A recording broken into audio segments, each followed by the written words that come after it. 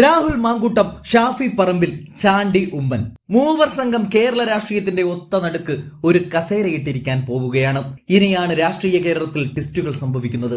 കഴിഞ്ഞ ഒരൊറ്റ രാത്രി കൊണ്ട് ചാണ്ടി ഉമ്മന്റെ പ്രകടനത്തിൽ അത് തെളിഞ്ഞു കാണുന്നുണ്ട്. അല്ലെങ്കിലും കഴിഞ്ഞ നിലമ്പൂർ തെരഞ്ഞെടുപ്പിന് പിന്നാലെ രാഷ്ട്രീയത്തിൽ കയ്യും മെയ്യും തെളിഞ്ഞവനായി ചാണ്ടി മാറിയിട്ടുണ്ട്. ഒറ്റയടിക്ക് 3000 വീടുകൾ കയറി വോട്ട് പിടിച്ചതിന്റെ റെക്കോർഡ് രാഷ്ട്രീയ കേരളത്തിൽ ഒരൊറ്റയാളുടെ പേരിലാണ്. അത് പുതുപ്പള്ളിക്കാരൻ മുഖ്യമന്ത്രി കുഞ്ഞൂഞ്ഞിന്റെ ഇളയപുത്രൻ ചാണ്ടി ഉമ്മന്റെ പേരിലാണ്. അത് തകർക്കാൻ തൽക്കാലം ഒരു യുവ നേതാവിനുമായിട്ടില്ല. അവിടെയാണ് കോട്ടയം മെഡിക്കൽ കോളേജ് ഇടിഞ്ഞു പൊളിഞ്ഞു ബിന്ദു എന്ന പാവപ്പെട്ട ഒരു വീട്ടമ്മയുടെ ജീവൻ പോകുന്നത്.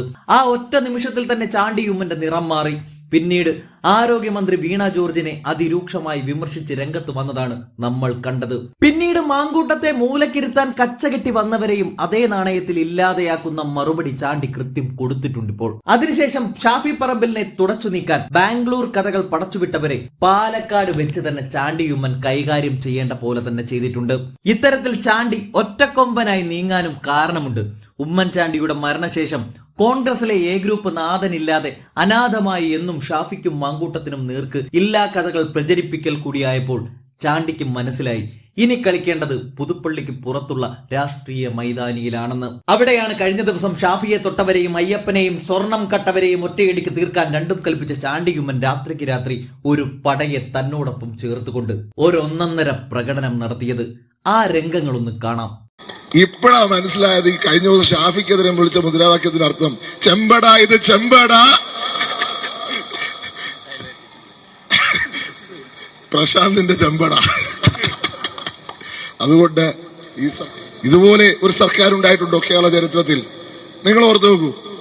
പല്ലുപടെ പറഞ്ഞു സുവർണക്ഷേത്രം.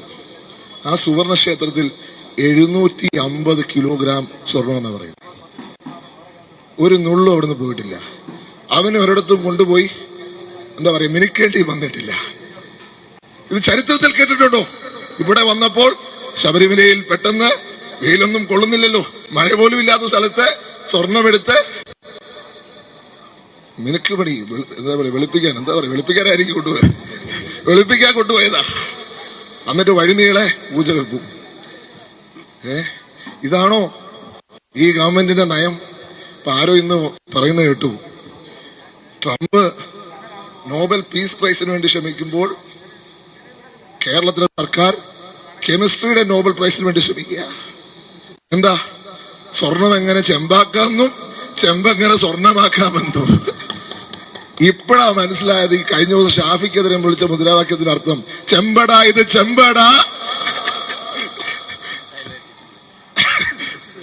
പ്രശാന്തിന്റെ ചെമ്പട. അതുകൊണ്ട് ഈ സർക്കാർ നീതി പാലിക്കുക, ന്യായം കാണിക്കുക. ഞങ്ങൾക്കൊരു പ്രശ്നമുണ്ട്. എന്റെ മണ്ഡലത്തിൽ തൊട്ടപ്പുറത്ത് ഏറ്റുമാനൂരപ്പന്റെ 7.5 പൊന്നാന കഴിഞ്ഞ വർഷം ഞാൻ കണ്ടയാ. ഈ പ്രാവശ്യം അവിടെ കാണുമ്പോ പൊന്നാനയാണോ ചെമ്പാനയാണോ എന്നറിയത്തില്ല.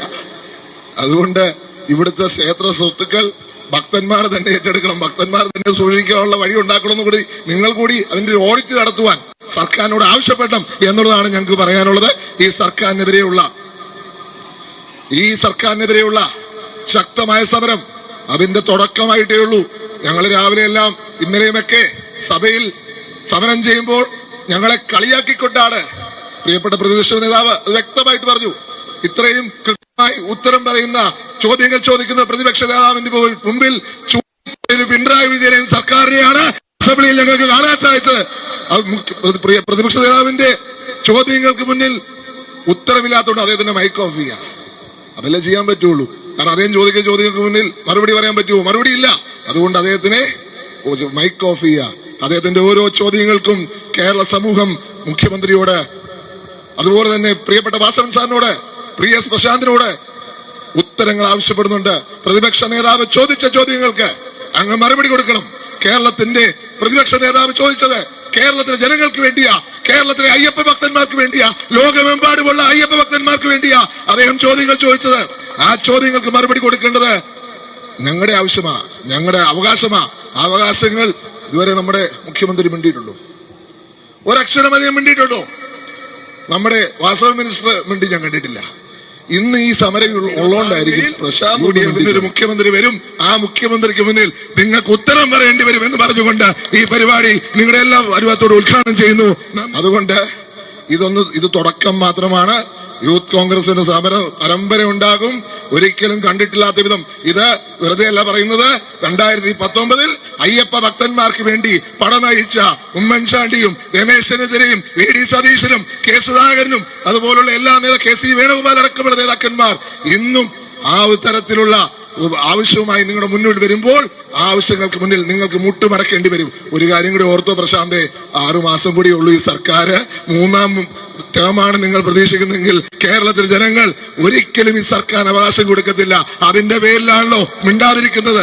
അതിന്റെ പേരിലാണല്ലോ നിങ്ങൾ കുറെ അവകാശങ്ങളുമായി ഇങ്ങനെ മാറി മാറി നടക്കുന്നത്, ചോദ്യങ്ങൾക്ക് ഉത്തരം പറയാതെ. പക്ഷേ 2026 മെയ്യിൽ UDF ഒരു മുഖ്യമന്ത്രി വരും, ആ മുഖ്യമന്ത്രിക്ക് മുന്നിൽ നിങ്ങൾക്ക് ഉത്തരം പറയേണ്ടി വരും എന്ന് പറഞ്ഞുകൊണ്ട് ഈ പരിപാടി നിങ്ങളുടെ എല്ലാം അനുഭവത്തോട് ഉദ്ഘാടനം ചെയ്യുന്നു.